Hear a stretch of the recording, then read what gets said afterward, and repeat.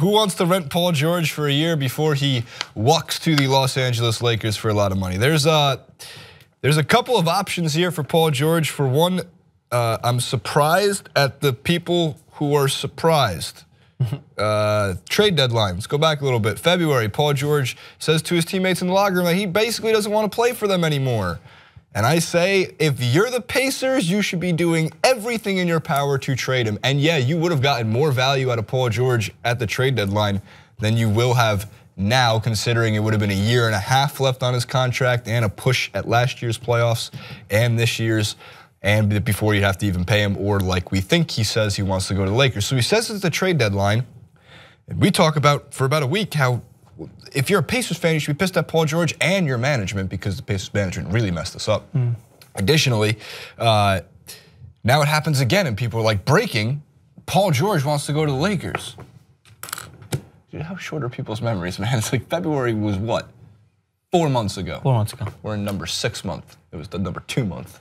Great math. Great math. I think it's February is the trade deadline. I'm making that up, right? Yeah. See, our interns here just confirm all of my beliefs. It's very good.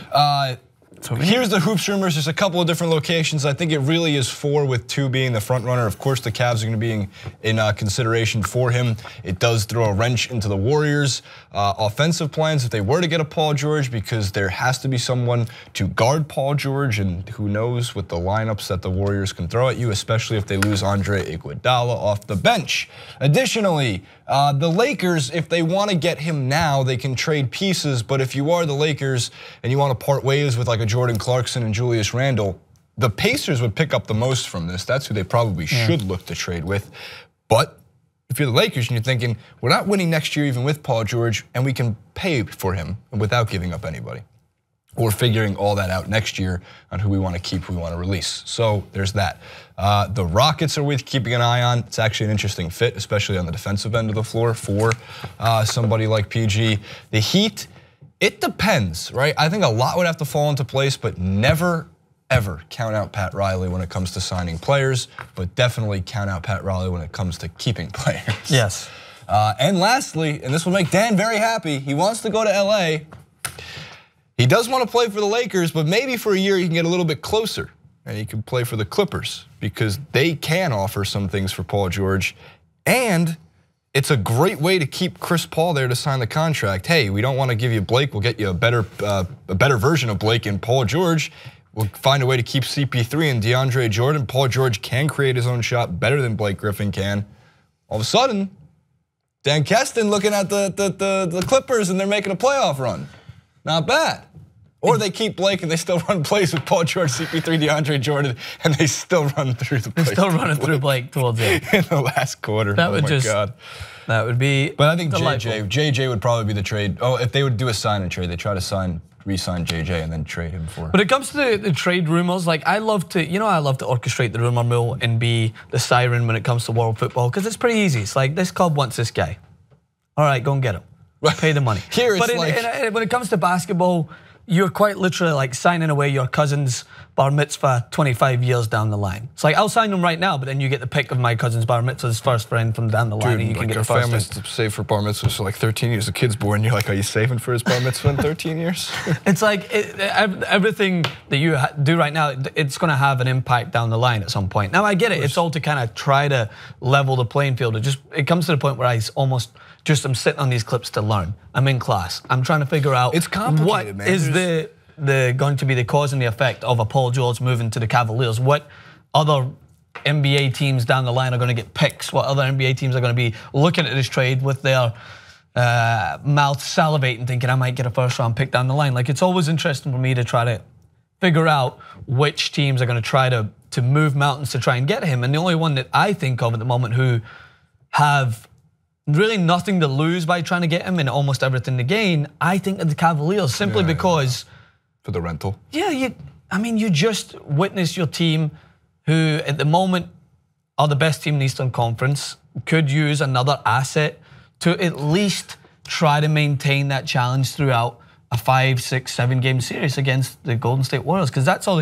everyone else has got a plan for the future. They're thinking, if it's the Lakers, they're building for the future. If you bring in Lonzo Ball and then you have If you keep D'Angelo Russell, bringing in Paul George, who knows what I think Randall's the one that leaves in the situation. But then you're building only Magic Johnson said only Ingram is the untouchable. Everybody else can. It seems like can go. Well, again, you're going to have a better team and you're going to do well. It's still going to fall flat in your face against the Golden State Warriors.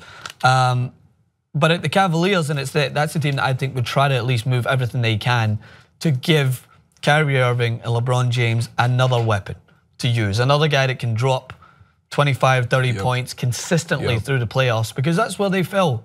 Is you can have LeBron James play out of his mind and Kyrie Irving go off in a few games, but other players didn't step up consistently enough the way that Steph, KD, Draymond, Klay Thompson, Iguodala were able to at least remain consistent in the double digits throughout the series. And to compete with a team like that, you're going to have, whether you like it or not, and whether Paul George says that in the future he wants to be a Laker. What age is he right now, 28? 28, 27, 28. He's got, maybe gives the Cavaliers 2 years and then we'll see what happens down the line. If he wants he'd to give him, I think there's a couple things to keep in mind. For one, Paul, he keeps saying, I want to go play for the Lakers. But my question is, let's say he goes to the Cavaliers and he's in the finals and he goes, whoa, hold on. I'm in the finals. I'm playing with LeBron James. I can win a ring. I have a potential to win a ring. If I go to the Lakers, we ain't winning a ring next year or the year after, as long as the Warriors are still around. Or there's the issue of him trying to, if he doesn't want to be necessarily part of a rebuilding process, he wants to win now.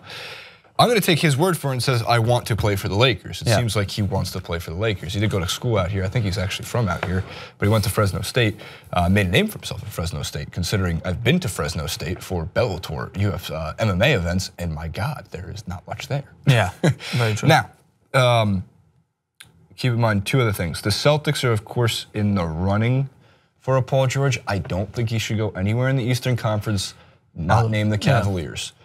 If you can get a team to get to the NBA Finals and you don't have LeBron James for the next 2 or 3 years, I do very much believe you do not have a chance in the NBA Finals against the Golden State Warriors that I would safely assume are going to be there next year.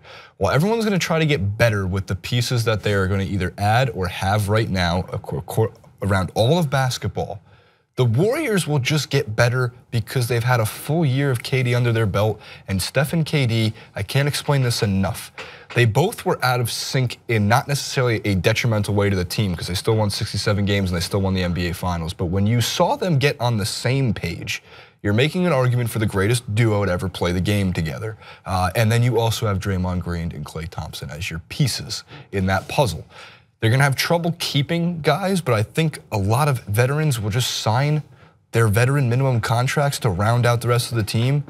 I'm not sure if Iguodala is going to stay, but I can see with the rookie contracts they have, Patrick McCaw got playing time in the finals. All of this, if you're trying to win now, you got to go to the West because you got to go to a team like maybe the Clippers if they rebuild a certain way around maybe like a Paul George for a season and keep Chris Paul and DeAndre Jordan, or the Spurs, or the Rockets, which isn't necessarily completely out of the question. And you got to find a way to beat the Warriors in the West side of the playoffs so you have a shot at winning the finals against the Cavs next year, or maybe a team that can take them down. But if you're trying to just beat the Cavs, you're not getting through both the Cavs and the Warriors. There is no team in the NBA who can get through both the Cavs and the Warriors in a 7-game series as long as LeBron, Steph, and KD are playing for the teams they're playing on. And I would give that another 24 months before I say anything otherwise. And of course, as I said yesterday during the stream, our cooking stream, because now we have a cooking show. Unless, of course, and this is always a possibility, Durant's injured, because Durant does get injured pretty regularly. Yeah. But if he's healthy and he's playing, man, you saw what happened in Game 7. Doesn't get more automatic than that. Did you see what Rihanna? Game 5, Game 7. The way to close it out. Did you see what Rihanna said? So yeah, no, but please, something about KD. Oh my God, it was just 21 Savage. What'd she say? And It's a knife. She said, along the lines, and I'll paraphrase for the kids at home that won't be watching this. She said, celebrating joining a 73 winning team and winning the championship is like celebrating losing your virginity in a whorehouse. Oh my God.